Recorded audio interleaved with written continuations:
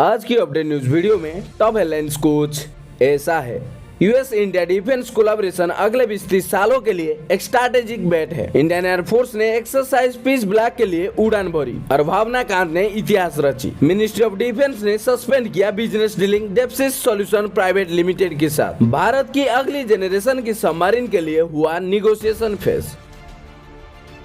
एक महत्वपूर्ण और बड़ी अफर्मेशन में US ambassador to India Eric Garcetti ने हाल ही में भारत और अमेरिका के बीच बढ़ते हुए स्ट्रैटेजिक पार्टनरशिप को हाईलाइट किया है। गोरसेटी ने दोनों देशों के डिफेंस सेक्टर में को प्रोडक्शन और को डेवलपमेंट की स्ट्रॉन्ग कमिटमेंट को दिखाया है। उनकी रिमार्क्स ये बताती है कि दोनों देश अगले 2-3 डेकेड्स के लिए एक दूसरे पर बड़ी बाजी लगा रहे हैं, जो कि डिपेंडिंग टाइज और शेयर्ड स्ट्रैटेजिक इंटरेस्ट को रिफ्लेक्ट करता है, जो पिछले कुछ सालों में स्टेडीली इवॉल्व हो रहा है। यूनाइटेड स्टेट्स और इंडिया के बीच डिफेंस रिलेशनशिप में काफी रिमार्केबल ग्रोथ देखी गई है। को प्रोडक्शन और को डेवलपमेंट पर फोकस एक ट्रांसफॉर्मेटिव शिफ्ट का संकेत देता है, जो सिर्फ डिफेंस ट्रेड से ज्यादा इंटीग्रेटेड और सिनर्जेटिक पार्टनरशिप बनाता है। ये कोलैबोरेशन यूनाइटेड स्टेट्स के टेक्नोलॉजिकल पावर और इंडिया की मैन्युफैक्चरिंग कैपेबिलिटीज का फायदा उठाने का एम रखता है, जो डिफेंस प्रोडक्शन में इनोवेशन और सेल्फ रिलायंस को फास्टर करता है। यूएस डिफेंस कंपनीज अब ज्यादा जॉइंट वेंचर में इंडिया फार्म के साथ मिलकर एडवांस मिलिट्री हार्डवेयर को प्रोड्यूस कर रहे हैं। इसमें फाइटर जेट और मिसाइल सिस्टम भी शामिल है, जो मेक इन इंडिया इनिशिएटिव को प्रमोट करता है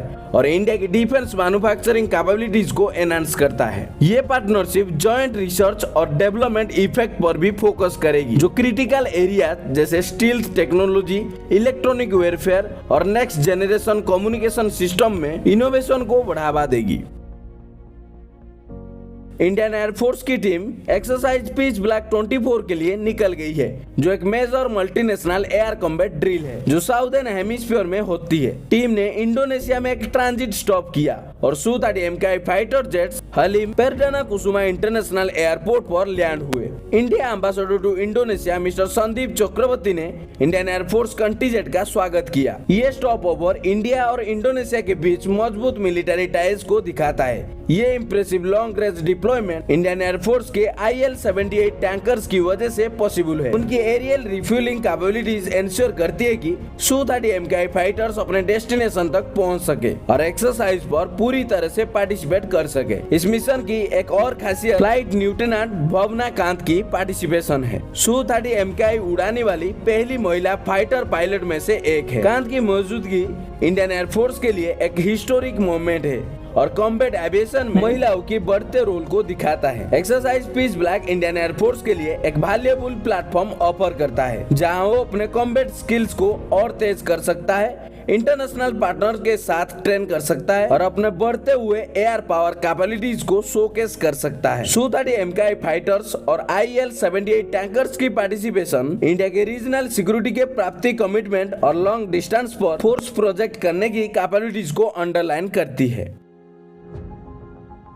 मिनिस्ट्री ऑफ डिफेंस ने MS डेप्सिस सॉल्यूशन प्राइवेट लिमिटेड के साथ बिजनेस डीलिंग को सस्पेंड करने का अनाउंसमेंट किया है, जो 9 जून 2024 से इफेक्टिव होगा। ये सस्पेंशन 6 महीने तक चलेगा या फिर जब तक आगे का ऑर्डर नहीं मिलते। ये suspension central bureau of investigation CBI के ऑगुस्टा वेस्टलैंड केस के ऑनगोइंग प्रोब के कारण लिया गया है, जो हेलीकॉप्टर्स के प्रोक्रूटमेंट में हाई प्रोफाइल करप्शन स्कैंडल है। मिनिस्ट्री ऑफ डिफेंस ने अपने गाइडलाइन को साइट किया है, जो नवंबर 2016 में एस्टेब्लिश किए गए थे, जिसमें CBI या दूसरे एजेंसी के इन्वेस्टिगेशन में आने वाली एंटिटीज के साथ बिजनेस डीलिंग को सस्पेंड करने का ऑथोराइजेशन है। इसके अलावा मिनिस्ट्री ऑफ डिफेंस ने मई 2024 में दिल्ली हाईकोर्ट की एक जजमेंट को भी रेफरेंस दिया है, जिसमें मिनिस्ट्री ऑफ डिफेंस को लिबर्टी दी गई है कि वो कंपनी को सस्पेंड कर सकता है, जो ऑगुस्टा वेस्टलैंड केस के इन्वेस्टिगेटिव फाइंडिंग्स के अंदर पर इन्वॉल्व हो सकती है। मिनिस्ट्री ऑफ डिफेंस का फैसला आया है और नया इनपुट CBI से, जो ऑगुस्टा वेस्टलैंड केस में डेप्सिस सॉल्यूशन प्राइवेट लिमिटेड की जांच में मिले हैं। इसका मतलब ये है कि और नया सबूत मिले हैं, इसीलिए मिनिस्ट्री ऑफ डिफेंस ने ये फैसला लिया है। इस प्रक्रिया से मिनिस्ट्री ऑफ डिफेंस और उनके सभी ब्रांचेस को डेप्सिस सॉल्यूशन प्राइवेट लिमिटेड के साथ किसी भी बिजनेस डीलिंग मना किया गया है निर्धारित अवधि के लिए।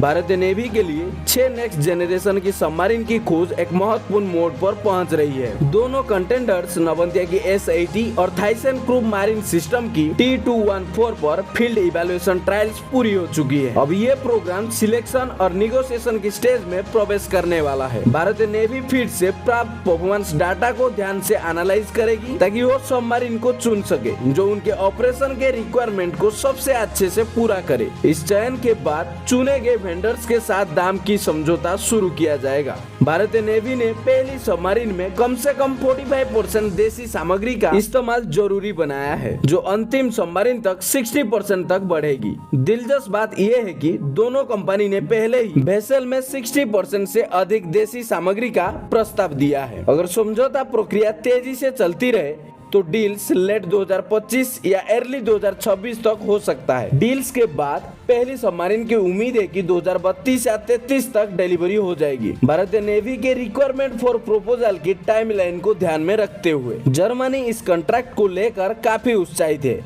उनकी सरकार भारतीय सरकार के साथ चर्चा में लग गई है और उन्हें और भी सबमरीन्स का ऑर्डर मिलने की संभावना को समझ लिया है। ये हालत कलवरी क्लास प्रोग्राम को याद दिलाता है, जहां पहले 6 सबमरीन्स का कॉन्ट्रैक्ट बाद में 3 और सबमरीन का ऑर्डर से बढ़ गया है। तो ये था आज की डिफेंस न्यूज। ऐसे और भी defence news, update news, current affairs जानने के लिए हमारे चैनल को जरूर सब्सक्राइब करें और अपने दोस्तों के साथ शेयर करें और जानते हैं इंडिया की पहचान।